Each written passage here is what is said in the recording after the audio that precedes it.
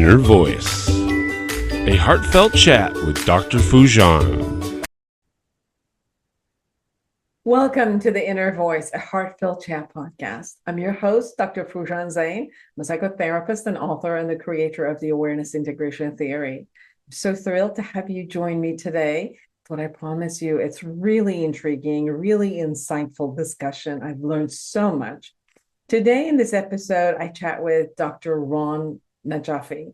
He's a chemist and an entrepreneur committed to environmental advocacy. He's the founder, president, and the CEO of Emery Pharma, which is a contract research organization focused on pharmaceutical development.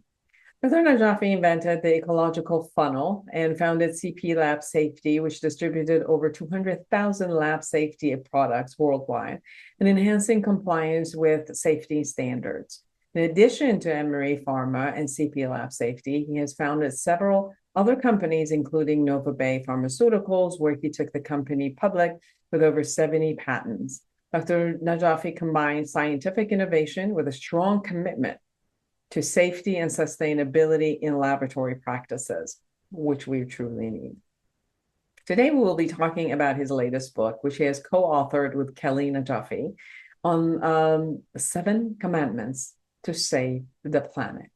It is so important. I learned so much, even little pieces of what I could do, what you could do, what any of us as consumers can do to really, really save our planet, save our health, and how much we could contribute to some matters that at times we think we're powerless to do something, or it's all about the big industries and we can't do anything, or the policies have to change. But the points are, yes, the policies have to change. Manufacturing has to look at it another way. But what is it that we can do? And I think, this is what I learned and brought a lot of kind of agency to who I am in this field of saving our planets and what every one of us can do. So I hope that you learn as much as I do and get the book, 7 Commandments to Save the Planet by Dr. Najafi. Now, be sure to subscribe to my podcast, my YouTube channel, and connect with me through my website, FoojanZeine.com, or any of my social media platforms. Share your thoughts with me. I'd love to hear from you. Don't forget, go subscribe to Foojan app. You can find it in Apple Store or Google Play. You can go through 31 areas of your life, do guided journaling, listen to videos, do guided meditation, learn a lot of skills in different areas of your life. And we also launched the Mira, which is an AI chatbot, which answers questions that you have about yourself and relationships from an awareness integration perspective. It's amazing. We found that people who have used the Foojan app, they're getting between 60 to 70% improvement in different areas of their life. So I'm sure you'll enjoy it. So go and download it today, Foojan app in your app store and all of it. Anyway, love to hear from you. Now, without further ado, here's Dr. Najafi. Listen up if you want to promote your personal growth and self-awareness. I found the Foojan app last month and I have been absolutely loving it. I personally have never learned guided meditation, but thanks to this app, I now have learned incredible tools for my own stress relief and emotional self-awareness. Not to mention, there are self-evaluation tools and professional coaching available to utilize however your journey to self-discovery takes you. Join Foojan today and redefine your life one step at a time. Do you wish to wake up one day and hit the Life Reset button? Life Reset, the awareness integration path to create the life you want by Dr. Foojan Zeine, helps you navigate crucial life areas, heal the past traumas, and cultivate fulfilling relationships and careers.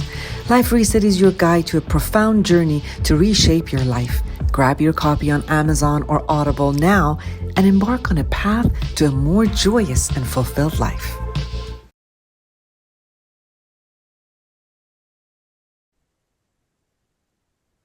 It is a joy to have you with us, Dr. Ramin Najafi. Thank you so much, Foojan. Really appreciate inviting me. Of course. Now you're an entrepreneur, you're a scientist, but you decided with your wonderful wife to write a book about 7 commandments to save the planet. So why? How come you got to this place that this is what you want to do? So, to answer this question, I have to go back 30 years. So I'm a chemist and I practice chemistry. I have a PhD in organic chemistry and worked in pharmaceutical industry in the 90s. And I saw the practices that we do. Every drug that we create, we also create a lot of waste. Every chemistry that we do, we create a lot of waste. So I was always very interested in how we handle these hazardous waste. So I've always been involved in safety, laboratory safety, chemical safety. So through all of this activities over the 7 or 8 years I was involved, I was working in pharmaceutical industry, mostly in the 1990s. I invented a product that prevents pollution from the laboratory environment. And it's really just a basic thing in laboratory because we have a lot of air flowing because we want to keep people keep people safe. We have fume hoods. We keep air flowing so that there's always fresh air in the lab for the workers. But as a result of this airflow, you have a potential of evaporating things, and including hazardous waste gets evaporated and goes up into the roof and goes up into the environment. So I came up with a simple device that prevents evaporation of solvents and evaporation of these hazardous chemicals into the environment. And subsequent to that, it prevents people from breathing them or coming exposed to them, and subsequent to that, it also prevents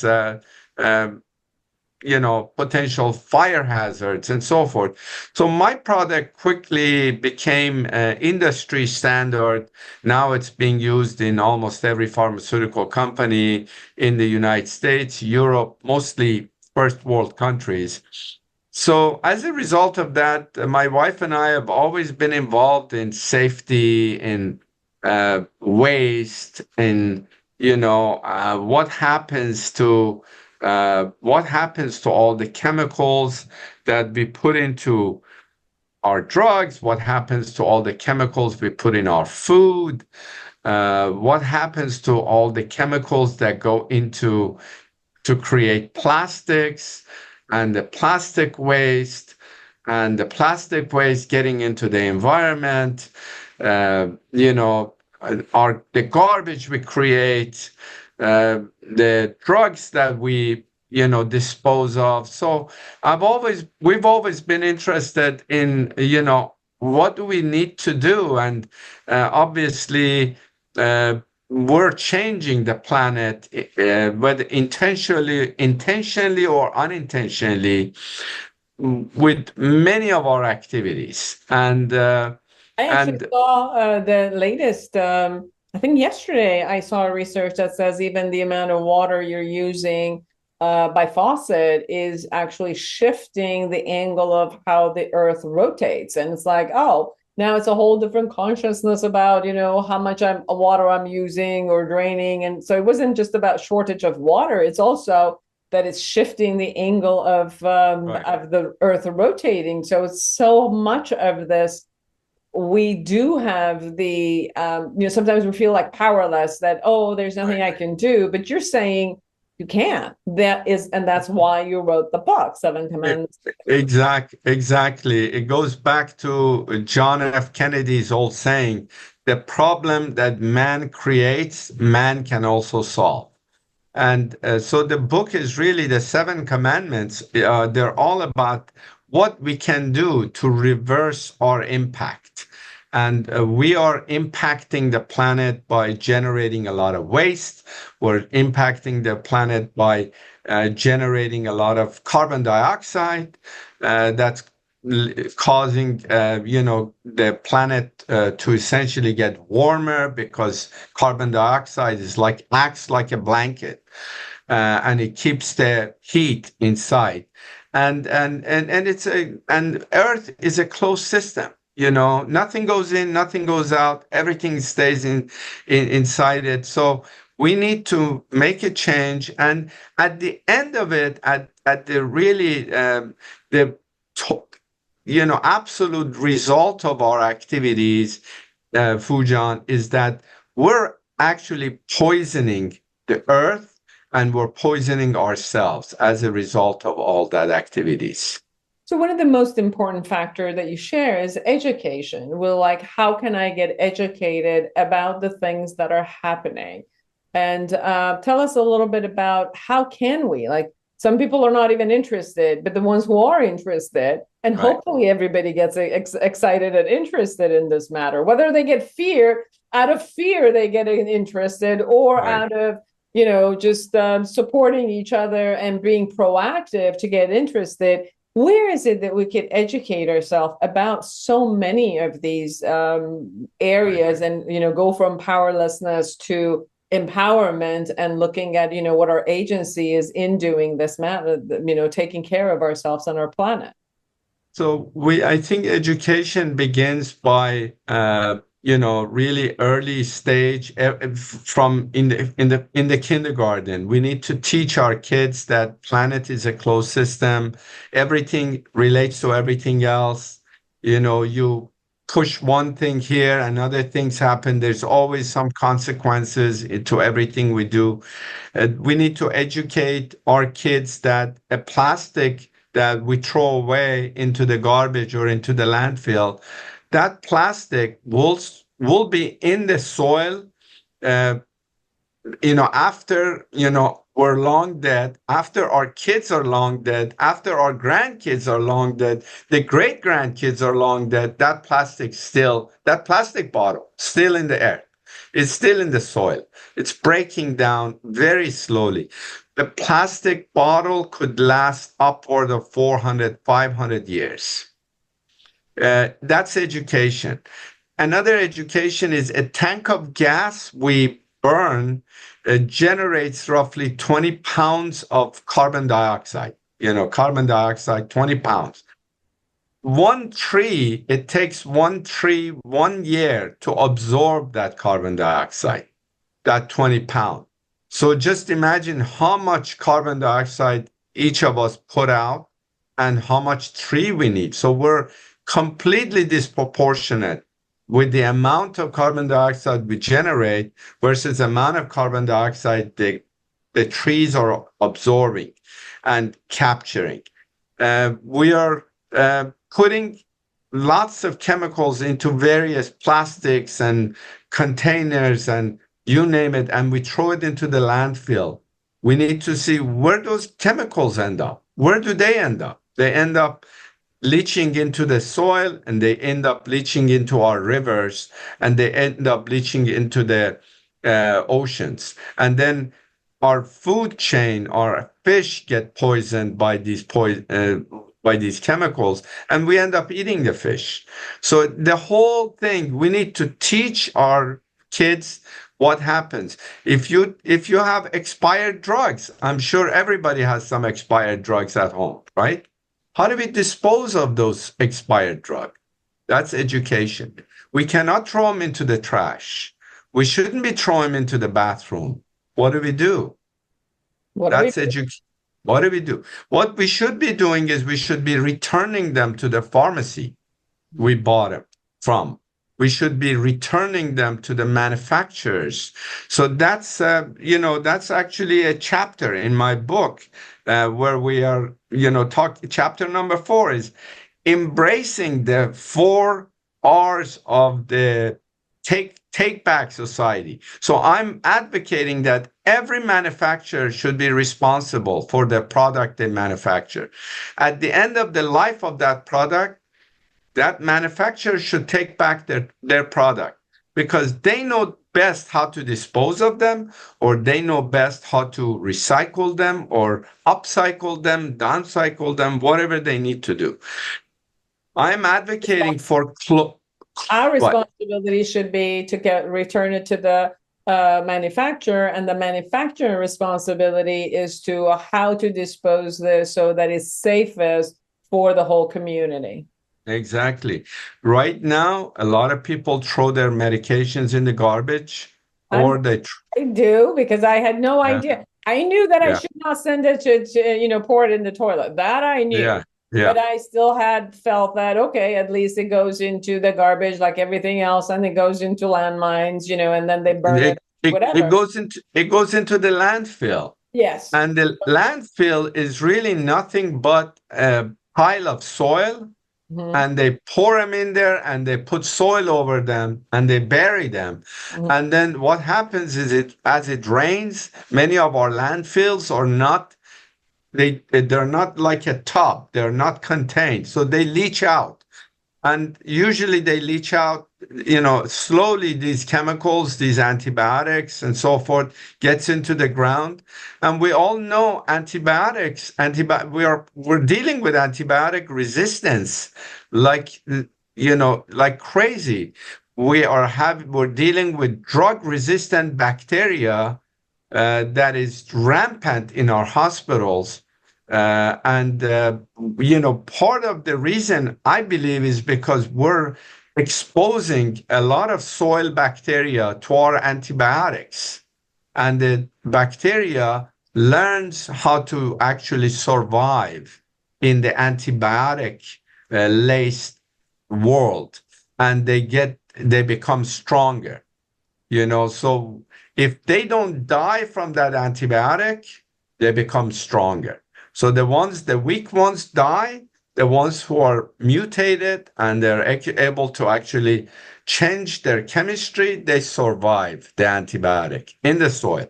And ultimately, those bugs find themselves into the community and ultimately into the hospitals. So and then not only antibiotic, we have endocrine disruptors. Yes. That a lot of different drugs, hormones that end up in the trash, and those end up into our food chain, end up into our somehow the fish, the animals, the plants. So we're poisoning the planet. At the end of it, when you think about it, we're poisoning it by either putting garbage into the soil, into the water, or we're poisoning it with too much CO2, too much carbon dioxide, too much, chemicals that go into the atmosphere that poisons the atmosphere.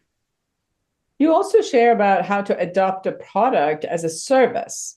Right. So it's a model that you're proposing. Can you share a little bit about that approach? I think, the adopt a product as service is very much similar to software as service. How you don't buy the software now, you're licensing it.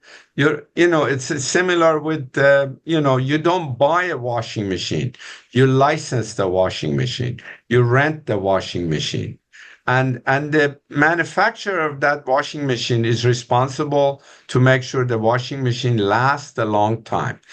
And they have an incentive to make it last a long time, because if they don't and they produce a bad product, they're going to end up getting that machine back into their facility, and they're going to be stuck with it. Because there is, in my sort of world that I'm describing in my book, is we're going to close the landfills. We're going to close all the places that you dump things. So drug companies are going to be responsible for their drugs. Refrigerator companies need to be responsible for their refrigerator. Let me give you an example. Foojan, have you heard of planned obsolescence, right? Mm-hmm. Planned obsolescence means companies make product that only lasts a few years so that you buy another product.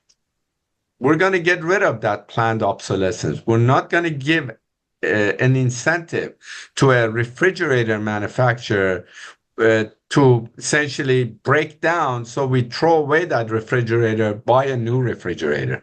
Because if we throw away that refrigerator, now that refrigerator goes back to the manufacturer. They have to deal with it. They effectively become a depository of all their garbage. So then each one of them is responsible in how to figure out to dispose. So their disposal is not just the sales. Their disposal is actually being responsible for years and years and years after the product is out in the market and how to. They need to figure out how to make best use of the parts that come back to their facility. A good example is Nissan Leaf. Nissan Leaf, car company, Nissan, their Leaf, they claim that 95% of Nissan Leaf is used when you return it back, it's recyclable. They actually turn it into something else. We need to learn to do that. Give you an example. I run a small pharmaceutical company here in Northern California called Emery Pharma. We bought a refrigerator, very good refrigerator to maintain some of our pharmaceuticals and so forth. We paid like $3,000 for it. The refrigerator stopped working in 6 months. We contacted the company and said, hey, this refrigerator isn't working. Would you send somebody here? They said, because it's within warranty, we're going to send you a new one. So, oh, that's great. What do we do with the old one? Said, just take it to the dump, trash it. 6-month-old, beautiful refrigerator, and we had to take it to the dump. This is ridiculous. So in my book, Chapter 4 is really about reduce usage, repair, recycle, and and basically, make use of the product. Reduce, reuse, recycle, repair. That should be our motto. And that's what you call a circular economy in your book. We have to have a circular economy. Foojan, everything, our entire planet, our entire life is like a circle when you look at it. We are born, we die. We go from dust to dust. The clock is round. Years are round, circular. Everything is circular. The only thing that's not circular is our economy of take, make, and dispose. Why not circular? Why not have a circular economy? We have to have a circular economy.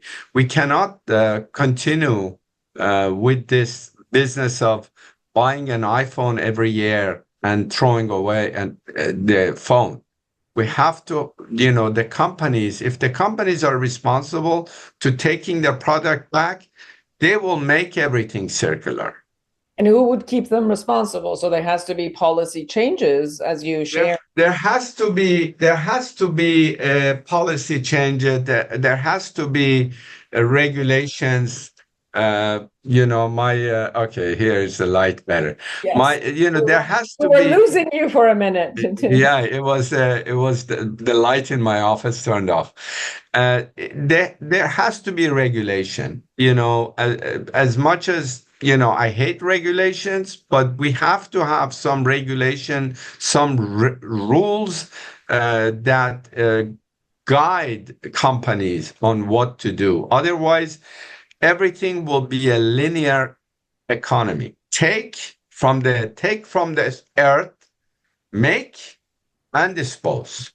We need to make this take, make, return back to the manufacturer to make other things. It has to be a circle.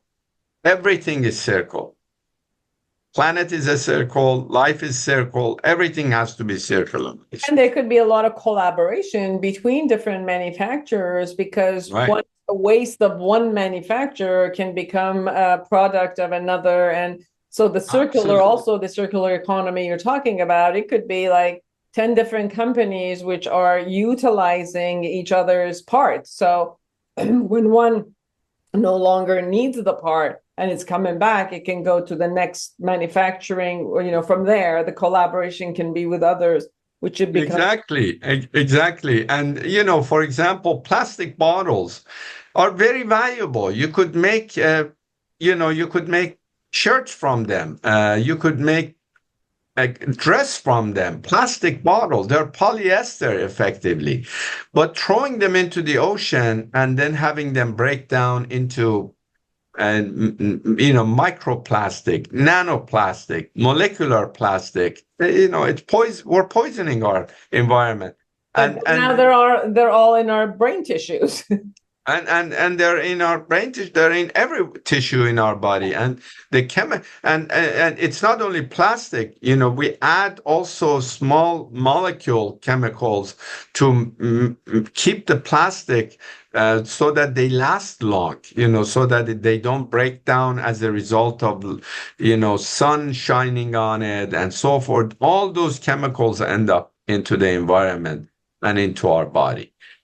So that's really, that. So my wife and I have been thinking about this for the last 20 some years. And we finally said, enough is enough. Let's put some of our thoughts down. Together. So the last 3 years, she and I spent every Sunday, we spent 4 hours putting this book together. And I hope, people can pay attention to it. Yes, it's 7 Commandments to Save the Planet by Ramin, Najafi, and Kelley Najafi. So you talk about different specifics of what can be done in order to kind of like revolutionize this concept and stop, hurting our planets and ourselves. You also talk about revolutionizing food and energy production in your book. Can you share a little bit about that? So the way we grow our food, again, is very chemically intensive. We put a lot of pesticides. Tons and tons of pesticides in the soil, in the water, everything gets into again, you put these chemicals in the soil where the soil has runoff and goes into the stream. We need to figure out a way not to put pesticides in our food, in growing our food. There are technologies. We're putting man on the moon. We're sending basically spaceship onto the Mars. We certainly can come up with producing food in a very high yield that is not so poisonous to our environment and ourselves. Every time you have, you grow some food, some of those pesticides end up in the food, whether you like it or not. We need to change how we grow our food. We need to, making of food should become cheaper, should become less, poisonous to people and environment. As in terms of energy, again, we create electricity. Obviously, we're on the right path with solar energy and wind. But we need to make those safer for the environment. We need to look at the cost of how much CO2 does it take to produce a solar panel or to produce a lithium-ion battery. For example, there is a controversy with Tesla and other electric vehicle where you have lithium-ion battery, you feel good about driving electric car, but you're destroying Congo and people are mining for cobalt. Kids are swimming in muds. You can Google it and you'll see. We need to change the way we make even those types of products so that they're not causing human cost to Africa by mining cobalt from Africa, where child labor is rampant, and child abuse is rampant. But energy, we need to move away from fossil fuel. There's no doubt in my mind that fossil fuel and it creates the carbon dioxide that we're dealing with, whether that fossil fuel goes into our cars or whether the fossil fuel goes into our electric generators, in California, Pacific Gas and Electric, or even gas. We need to figure out a different way to make energy, perhaps utilize very, very safe nuclear energy. I'm not a big fan of nuclear energy, but if it can be made safe and the disposal of the nuclear waste can be made safe, that's one of the cheapest way to make energy. But right now, one of the cheapest way to make energy is solar and wind. It's cheaper than gas and it's cheaper than oil. So we need to continue on that path and take advantage of the very bright sun that shines on our planet and make our electricity and then use electricity to fuel our progress and our economy. So a lot of your message and your request actually is from industries where they can be more conscious and conscientious about what is it that they're providing and how they provide it. And they can go beyond the short-term goal of just producing something and selling it and looking at the profit margins, but to look at the bigger picture of how to collaborate, where they could be responsible not only for making something, but making the something which is eco-friendly and responsible for all of humanity and, Earth overall, not just humanity, but Earth overall, but also the sustainment of it, disposition and letting go and all of those in a circular level. So yes, there's part of it which is industry related. Another part is policy making related, and your book is also consumer related. So you're giving education to consumers in this book. And what can consumers do? What can people do who are not necessarily, industry leaders or policy makers, but each one of us have some responsibility in this concept? Right. Obviously, getting educated in it, like what you just shared about, what you do with the, all of those help us a little bit. So what is the book saying to the consumer and what is their responsibility? I think consumer need to educate themselves first and foremost. And one of the easiest way to do it is read my book. It really details the challenges we're facing and offers solutions. So the consumer immediately can pay attention to the trash they generate.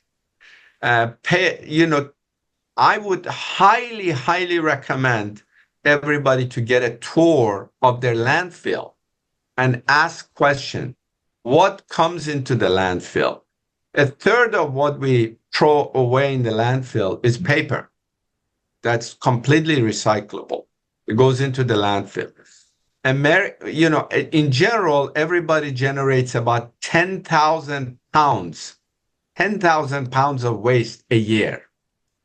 An American household, per person generates 30,000 pounds of waste a year. Americans generate more waste than anybody else on the planet. We need to cut that back. We need to demand from our, manufacturers to reduce the packaging. Pay attention to things that are low packaging. Over packaging is a problem. I would say reduce, reuse, recycle, repair. Those are important things that immediately a consumer can do. I would say turn off the light if they're not being used in your home, because every light that's on, it's carbon dioxide that's being generated, goes into the environment.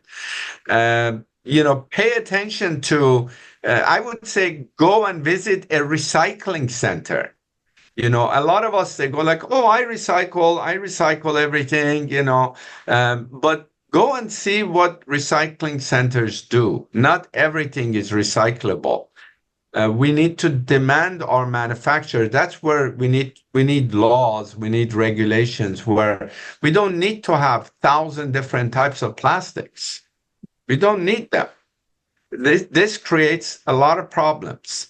And I'm the big proponent of putting a deposit on a plastic bottle. I'm advocating $1 deposit for every plastic bottle. That way, people will return those plastic bottles. You will never see plastics anywhere on Earth. I'm proposing if you return 5 plastic bottles, you should be able to get a hamburger. 5 plastic bottle in the US will get you a hamburger. 5 plastic bottle in Indonesia will get you a hamburger in Indonesia or in Japan. That way, people will have an incentive to collect these plastic and not let them into the ocean, not let them into and education is helps as well, but there's nothing like monetary incentive. My wife and I went to Indonesia a couple years ago. We went to Bali for a wedding. One of our friends' daughters was getting married there in Bali, and beautiful beaches. But people even there in Bali are not aware that plastics that they drink bottled water and they throw the bottle on the beach. And then during the tide and various things, the plastic gets washed into the ocean.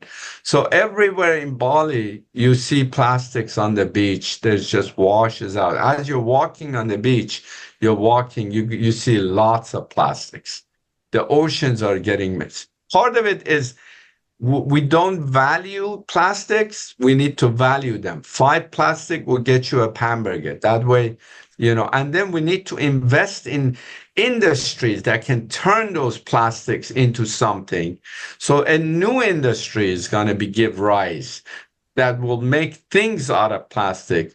And then education also helps, where people realize these plastics end up in our body, in our brain. Yeah, absolutely. Well, everyone, please get this book, read it, educate yourself. I just by such a short time of having a conversation at this point with Dr. Najafi, I'm gaining so much, and I'm looking at all the things that I can do from today differently.